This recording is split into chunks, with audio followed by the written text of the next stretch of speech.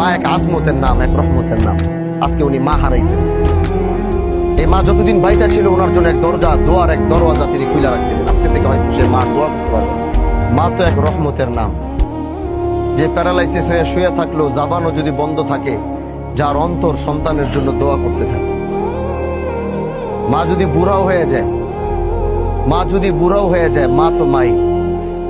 এজন্য আল্লাহ রাসূল সাল্লাল্লাহু আলাইহি ওয়াসাল্লাম বলতেন, কারণ উনি তো ছোটবেলায় মায়ের গর্ভে থাকা অবস্থায় তিনি বাবাকে হারিয়েছিলেন এবং দুনিয়াতে যতদিন ছিলেন মায়ের স্পর্শ বেশি একটা পায় নাই। অভাবের কারণে দূরে চলে গেছিলেন, খাবার দাবার ঠিক মতো খাইতে পারতেন না দেখে।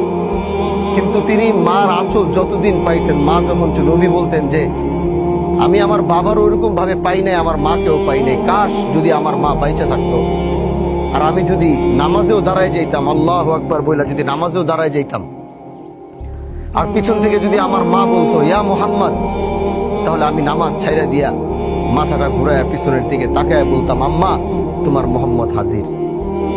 এটা হচ্ছে মা। মা এক আজমতের নাম, এক রহমতের নাম। আজকে উনি মা হারাইছেন।